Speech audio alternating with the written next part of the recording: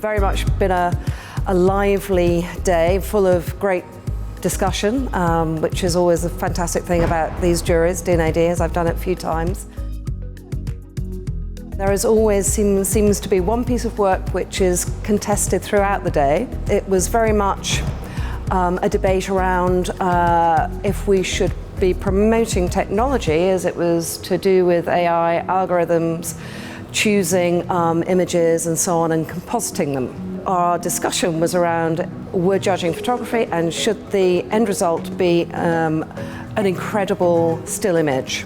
I find that there's always one that everybody seems to be, right, it's a no-brainer, we're blown away by this. The images were absolutely outstanding, and I guess it's always that thing of myself and James Day, who obviously are the practicing professionals in the room, both looked at it and said, I wish we'd done that. The thing about direction is, it is casting, it is where you put a camera, it is cinematography, it is how to drive a project through. It is all of the above. They make probably 400 decisions that make that project special. I think there was some stuff that was unique that kind of came through that broke rules. And then there's some classically well-directed things that you come to expect from a show like this. There's a piece for the New York Times, which mostly stock footage, but the way it was put together was exceptional. That was great to talk about that, because what did the director do? The director did everything, but they actually found footage rather than shot it. Boy and the Piano, which is beautifully made. We saw a film that was over an hour long, which is really an outstanding film. So it's great to see a cause and a brand getting behind making a feature film, basically, that tells a story about organ donation and it does it incredibly well. Proper bit of entertainment, a proper bit of drama, not a bit of reality TV, but a proper bit of drama. I think that's great if the industry is going to move in that direction. I feel like there's a lot of hand-drawn things kind of stand out from the sort of digital world. A campaign in India that was about missing children, and the execution was beautiful. They've done it on the backs of buses and public transport in India with the paintings of the children that are missing, and all hand done. I mean, our job is to judge on the quality of the illustration, really, but it does feel like when it's purposeful or there's a kind of the concept, it kind of goes hand in hand, then it feels really like a strong thing to look at. Big miniature sets. We saw some kind of quite modern, colourful, almost like a live graphic animation. Seems to be a bit of a trend.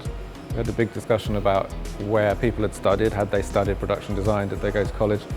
And I felt very much it's something that you learn, because you learn on set, looking at everything, seeing where the camera is, seeing what the camera sees. You learn about scenic painting, you learn about people making models, you learn about special effects.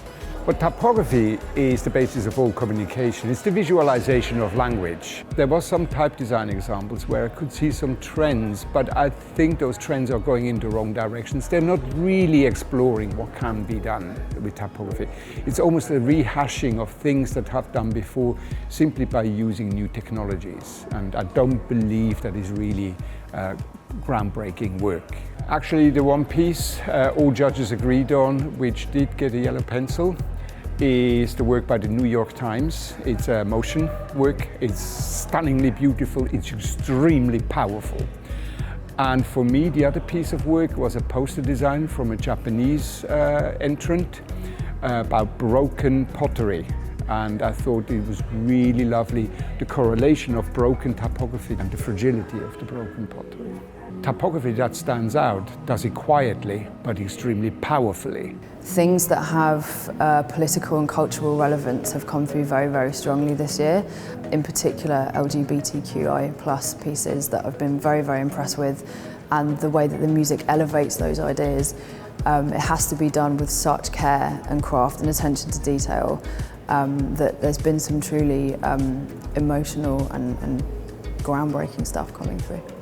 I think inspiration is such a personal thing because some things will really get you and make you feel something, whereas maybe they don't to another person, and that's where music is subjective, and that's why it's so important to sit down as a jury and discuss why each of us is highlighting something as being worthy. Something not to do is to use social media as a way of comparing yourself to other people. And so I would suggest, just be true to yourself as much as you can. In the creative industry, it's exactly that, is don't be intimidated by any of it. speak to everybody, don't be afraid to call people, and try and meet as many people as you can and be involved as many projects as you can. I always say that you're only as good as the weakest image in your portfolio. And by that token, you should always be incredibly careful about how you curate your work and what you put forward into awards such as this. What we want as judges is for people to be inspired to enter their work into these awards, but also for the people who have won the awards to really feel that it's something special, so that people can be inspired to enter again in the future.